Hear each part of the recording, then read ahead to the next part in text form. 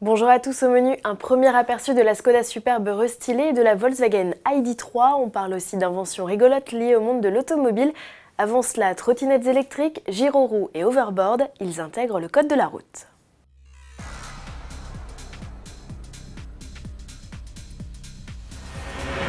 Face à la déferlante d'engins de déplacement personnel motorisés, le gouvernement réagit enfin. En septembre 2019, de nouvelles règles s'appliqueront aux utilisateurs, à commencer par la circulation sur les trottoirs.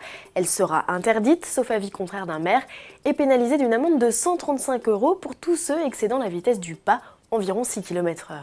Autre motif sujet à amende, la circulation à deux avec des écouteurs sur les oreilles ou à une vitesse supérieure à 25 km/h. Dans ce cas, le tarif du PV grimpera à 1 500 €. Selon la ministre chargée des Transports, Elisabeth Borne, le décret doit permettre un usage plus responsable de ces engins. Texte qui prévoit également que les dispositifs soient équipés de feux avant et arrière, freins, catadioptres et avertisseurs sonores. En revanche, rien concernant le stationnement des e-trottinettes en libre service, souvent anarchiques dans les grandes villes. La loi mobilité examinée par l'Assemblée en mai doit permettre aux maires d'édicter des règles plus précises. Nouveau look pour la Superbe, cette dynastie née il y a 85 ans. La troisième génération du récent vaisseau amiral Skoda profite d'un restylage. L'unique croquis dévoilé montre un nouveau dessin des boucliers, une calandre élargie et une inédite signature lumineuse. Il s'agira aussi du premier modèle hybride rechargeable du constructeur. Pour en savoir plus, rendez-vous ce 23 mai lors des quarts de finale du championnat du monde de hockey qui se déroule à Bratislava et dont Skoda est partenaire depuis 27 ans.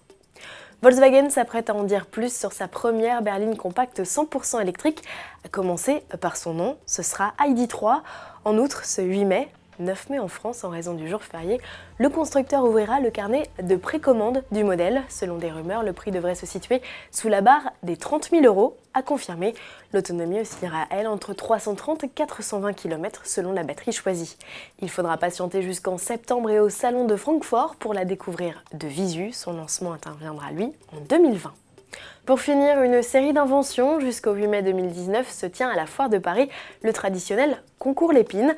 Le saviez-vous, c'est à cette occasion qu'Armand Peugeot a présenté l'ancêtre du klaxon et que l'on a découvert le disque de stationnement et le jeu du 1000 bornes.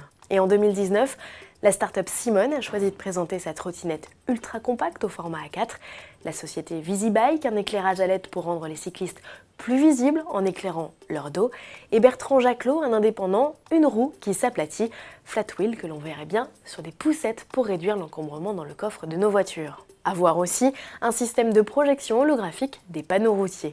Les innovations qui suivent n'ont pas été présentées dans le cadre du concours Lépine, mais sont récentes, comme le RoboCone, des cônes de signalisation radiocommandés, un super chargeur nomade déjà répandu en Allemagne, baptisé Chargerie, une couverture anti-feu pour permettre aux pompiers de venir à bout d'un feu de voiture en 20 secondes, ou encore le voiturier automatique Stan pour optimiser le stationnement dans nos parkings, un dispositif déjà actif dans les aéroports de Lyon, Paris ou Gatwick en Angleterre. Enfin, fini les nions dans les parkings de supermarchés, Ford a mis au point un chariot avec détecteur d'obstacles et freinage d'urgence autonome, un prototype of course.